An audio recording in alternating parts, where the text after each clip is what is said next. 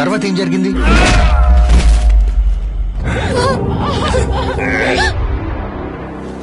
Halo sahabat, Assalamualaikum. Semoga sehat selalu dan senantiasa berbahagia. Terima kasih sudah subscribe dan menyimak video-video SLMT TV. Semoga Tuhan Yang Maha Esa selalu memberikan rezeki yang berkah dan berlimpah ruah untuk sahabat semua.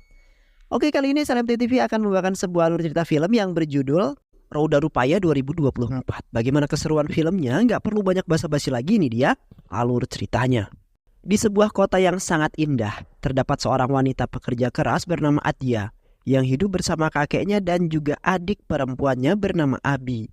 Atia adalah seorang anak yatim piatu setelah kedua orang tuanya mengalami sebuah kecelakaan yang sangat mengerikan. Pada saat ini Atia harus bekerja keras agar bisa menafkahi keluarganya yang berkehidupan sangat pas-pasan. చదువుతుందా? కాలేజ్కి వెళ్తుంది. ఆ మాత్రం. Di samping itu Atia sangat beruntung karena telah mendapat sebuah pekerjaan di Goa yang menjadi seorang manajer di sebuah perusahaan. Atia sangat senang sekali karena usahanya telah membuahkan sebuah hasil yang sangat memuaskan. Dan nantinya Atia akan membahagiakan kakeknya dan Abi karena telah menjadi penyemangat di dalam hidupnya. Keesokan harinya Atia berencana berangkat ke Goa bersama Abi. Atia sangat berharap sekali dengan pekerjaannya itu. Atia bisa menggapai semua impiannya. వెళ్ళరామా? తాతయ్య మేము బయలుదేరుతాం. సరే. Oke Tante ya, bye. Dan setelah itu Atia dan Abi pun langsung bergegas menuju ke Goa secepat mungkin karena adiknya tidak ingin menyia-nyiakan kesempatan terbaik dalam hidupnya. Sesampainya Atia dan Abi di Goa, mereka berdua telah ditempatkan di sebuah villa yang berada tidak jauh dari jalan raya. ఎవరెవరు వచ్చారు?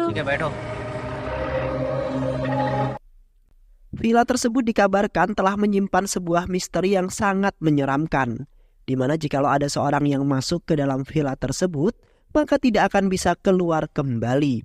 Sementara Atia dan Abi yang mendengarkan kabar itu tidak begitu merasa takut dan menganggap bahwa cerita tersebut hanyalah sebuah mitos belaka. Tak lama kemudian Atia dan Abi tiba di villa tersebut dan kemudian mereka langsung disambut oleh seorang pria yang sangat menyeramkan.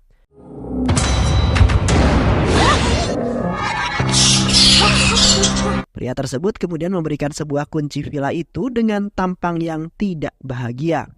Seketika Atia dan Abi merasa sedikit takut karena pria aneh itu terus-terusan mengingatkan mereka agar segera pergi dari villa itu. Di mana pria tersebut mengatakan bahwa mereka berdua akan menjadi sebuah korban selanjutnya seperti pria-pria sebelum-sebelumnya.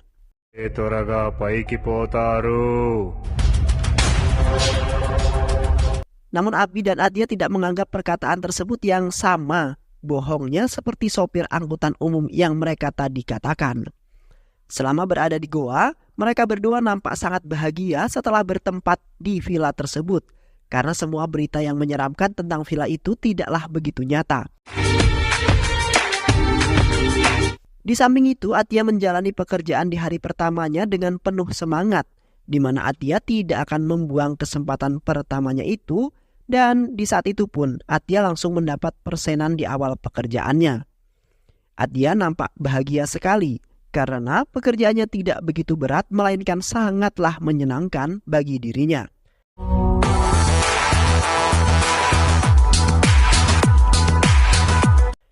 Sementara bosnya Atia meminta maaf kepada Atia karena telah menempatkannya di sebuah villa tua karena wismanya sudahlah penuh.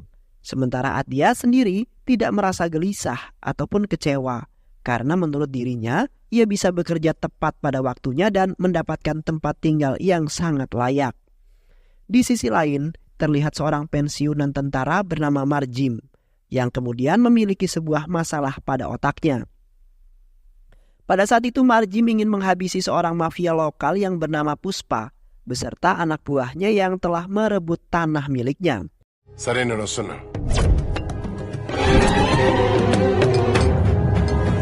Marjim kemudian menghampiri Puspa dan anak buahnya dengan sebuah rautan wajah yang sangat menyeramkan. Karena merasa tidak terima, Marjim merasa harga dirinya telah terinjak-injak oleh para mafia yang ingin bertingkah semaunya, Marjim kemudian berasumsi bahwa dirinya akan membantai habis para mafia jikalau mereka tidak pergi dari hadapannya sekarang juga. Namun para mafia itu tampak santai dan justru malah memecahkan sebuah botol kaca tepat di kepala Marjim. Alhasil Marjim pun seketika langsung berubah menjadi sangat ganas dan juga brutal, yang disebabkan otaknya yang terdapat sebuah peluru mengalami sebuah komplikasi yang sangat menyakitkan, yang kemudian membuat amarah Marjim meningkat semakin tinggi sampai dirinya sendiri tidak bisa mengendalikan kebrutalannya. Seketika Marjim langsung menghabisi Puspa beserta anak buahnya dengan sangat brutal, sehingga membuat Puspa dan anak buahnya kemudian memilih untuk melarikan diri, kemudian menyerahkan tanah tersebut kembali kepada Marjim.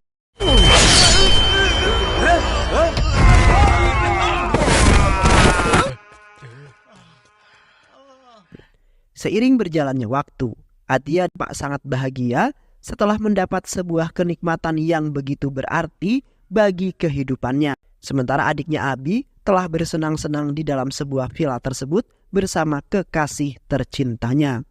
Abi tidak pernah memikirkan semua pekerjaan, melainkan selalu menjalani hidupnya dengan bahagia bersama kekasihnya, yaitu yang bernama Jai.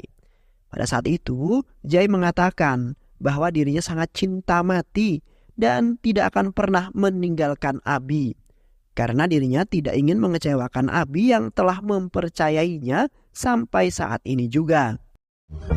Oke, bye. Bye-bye. Kak, ala na kakak. Sedangkan di dalam markasnya Puspa, nampak Marjim lagi-lagi menghampiri para mafia tersebut karena merasa tidak terima, di mana para mafia itu sangat ingin sekali berkonflik dengan Marjim yang sangat gampang terpancing emosinya. Awalnya Marjim tidak ingin mempermasalahkan itu semua karena dirinya sudah muak dengan perilakunya Puspa dan juga anak buahnya yang sangat kejam. Namun setelah Marjim biarkan, lama-kelamaan justru mereka semua semakin berbuat semaunya sendiri, bahkan semakin ngelunjak. Sehingga mereka kemudian dapat merugikan orang lain dan bisa membuat orang lain pun terbunuh. Spontan Marjim dengan cepat menghabisi semua mafia-mafia tersebut, sekaligus si Puspa yang bersembunyi dengan sangat ketakutan.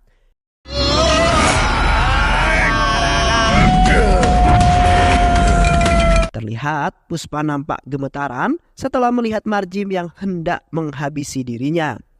Kemudian Marjim pun meminta kepada Puspa agar tidak lagi membuat onar di kota tersebut. Hingga pada akhirnya Marjim pun melepaskan Puspa dan juga semua anak buahnya. Di malam harinya, Abi mengantarkan Adia pergi ke sebuah restoran karena ingin bertemu dengan manajer perusahaan yang lainnya yang ingin bekerja sama di perusahaannya Adia. All the best. Sedangkan di malam itu, Abi lagi-lagi menghabiskan waktu berdua dengan Jai. Abi sangat senang sekali bisa menghabiskan waktu bersama Jai tanpa adanya gangguan dari kakaknya yang pastinya akan memarahi Abi. Namun di malam itu Jai tiba-tiba saja terbaring di belakang mobil dengan menerima sebuah luka yang sangat serius. Seketika Abi langsung terkejut dan kemudian bergegas untuk pergi menemui Adia untuk meminta pertolongan.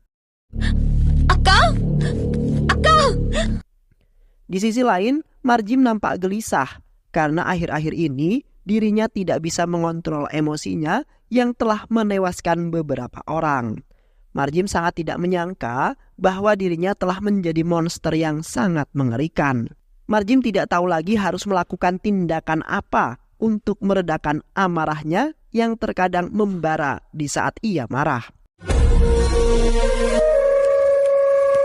Di samping itu istrinya Marjim yaitu Priya berusaha menenangkan Marjim agar tidak memikirkan masalah-masalah tersebut lagi. Di mana Priya akan berusaha sebisa mungkin untuk menyembuhkan kelainan yang dimiliki oleh Marjim. Namun tiba-tiba saja Marjim langsung mencekik Priya dengan sangat kuat karena amarahnya seketika kemudian membara kembali. Hingga pada akhirnya pria pun tewas pada malam itu juga di tangannya Marjim sendiri. Sementara di satu sisi, terdapat seorang yang telah merekam kejadian tersebut dan seketika melarikan diri dan meninggalkan ponselnya di rumahnya Marjim. Di samping itu, Marjim yang masih memendam emosinya yang sangat membara seketika dihampiri oleh putranya yang merasa kecewa terhadap Marjim yang telah membunuh istrinya sendiri dan alias ibunya anak tersebut. Putranya Marjim kemudian meminta kepada Marjim agar bisa menjelaskan semuanya, karena pada saat ini Marjim telah berubah menjadi seorang yang sangat menyeramkan, bagaikan seorang monster yang sangat mematikan. Putranya tidak menyangka bahwa ayahnya telah melakukan hal yang sekeji itu, dan kemudian putranya meminta kepada Marjim untuk membunuhnya juga. Dan seketika Marjim langsung mengambil sebuah kampak lalu menggorok leher putranya hingga tewas dengan sangat mengerikan. Di malam itu Adya telah bertemu dengan manajer perusahaan yang ingin bergabung dengannya yang bernama Arun. Pada saat itu adiknya memperkenalkan dirinya terlebih dahulu sebagai basa-basi di awal pertemuan mereka. Terlihat Adya nampak gugup sekali menghadapi seorang manajer yang sangat tampan dan juga sangat cerdas. Dan katanya Arun telah mempunyai rencana ingin menikahi Adya secepat mungkin.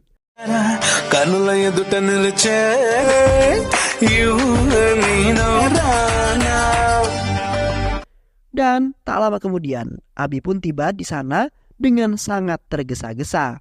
Kemudian mengadu bahwasannya Jai saat ini dalam sebuah bahaya yang sangat besar, di mana Jai telah diserang oleh seseorang yang tidak dikenal. Akhirnya Adya pun memutuskan untuk kembali ke villa dan membatalkan pembicaraannya dengan Arun.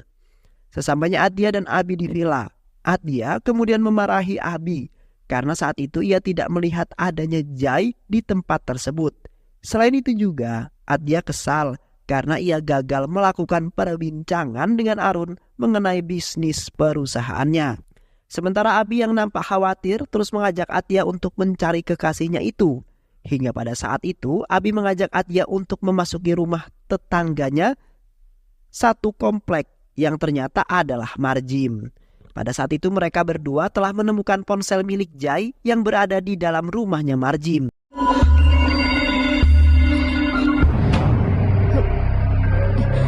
Seketika Abi yakin bahwa Jai telah dibunuh oleh Marjim.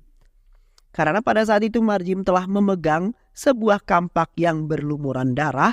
Di samping itu Adya dan Abi menemukan sebuah video di dalam ponselnya Jai, di mana video tersebut merekam Jai yang ternyata hanya berpura-pura tewas karena ia ingin mengonten saja.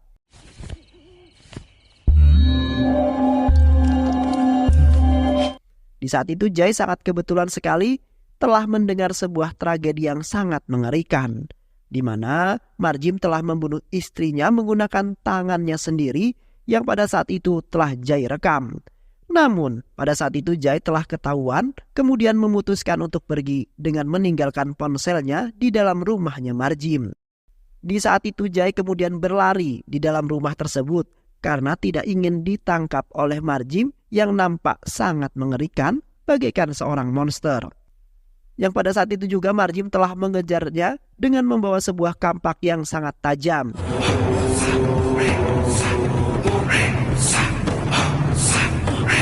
Sayangnya pada malam itu Jai telah terjebak di dalam rumah tersebut karena Marjim yang sangat licik telah mempermainkan Jai. Yang kemudian Marjim pun melempar kampaknya hingga mengenai punggungnya Jai. Dan Jai pun akhirnya pingsan.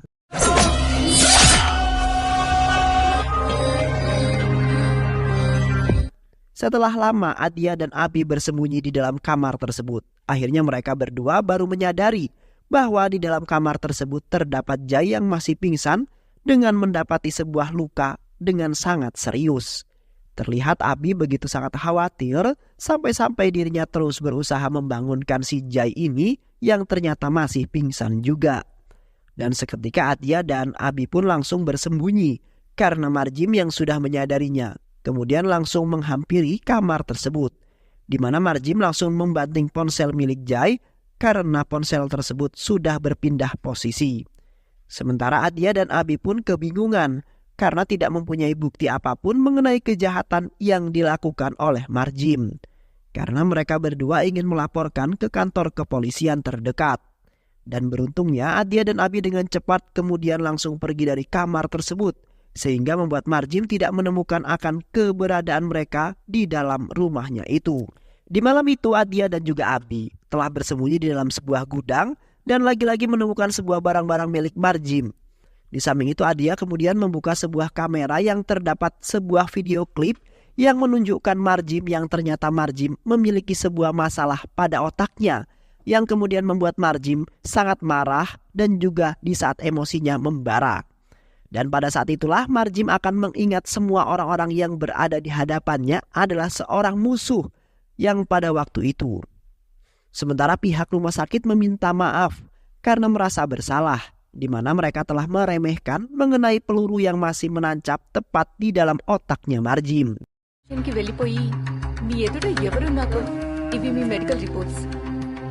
Di satu sisi terlihat teman-temannya Adia dan juga Abi yang tersesat, yang telah mendatangi Marjim dan kemudian meminta bantuan agar bisa menemukan Adia dan juga Abi.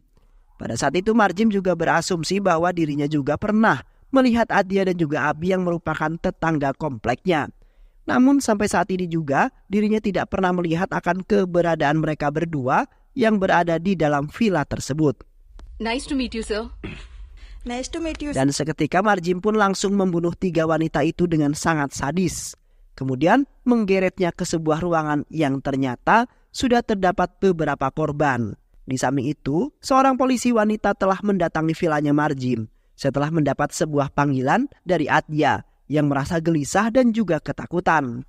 Di saat itu para polisi tersebut menelusuri vilanya Marjim untuk menemukan Adia yang berada di dalam sana.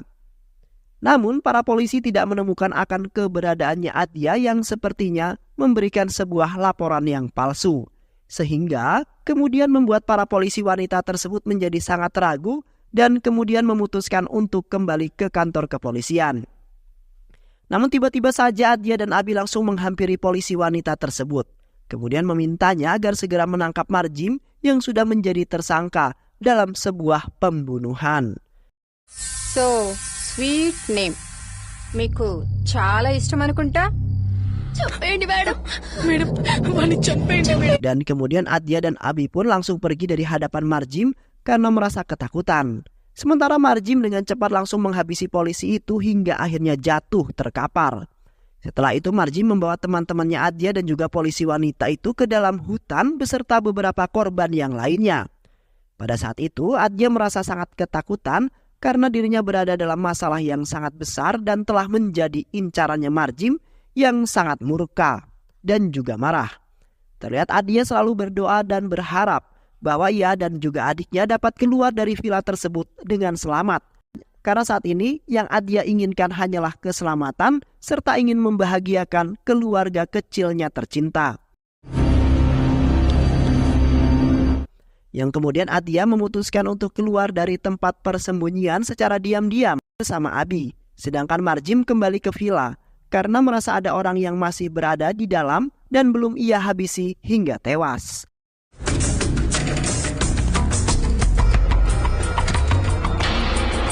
Hingga pada saat itu pun persembunyian Adia dan Abi pun telah ketahuan oleh si Marjim yang mengejar mereka dengan membawa sebuah kampak.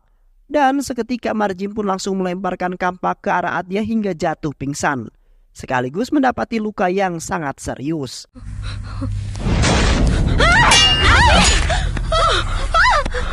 Sementara Abi telah berada di tangannya Marjim yang nampak marah karena vilanya telah dimasuki oleh Adia dan juga Abi tanpa meminta izin terlebih dahulu. Dan setelah itu Marjim meletakkan Adia dan juga Abi ke sebuah lubang yang di dalamnya sudah terdapat beberapa korban yang telah tewas. Dan tak lama kemudian seorang pria secara diam-diam menghabisi Marjim dari belakang hingga akhirnya jatuh pingsan. Keesokan harinya terlihat Adia dan yang lainnya sudah berada di rumah sakit dan sudah terdapat kakeknya yang sudah sampai di samping mereka.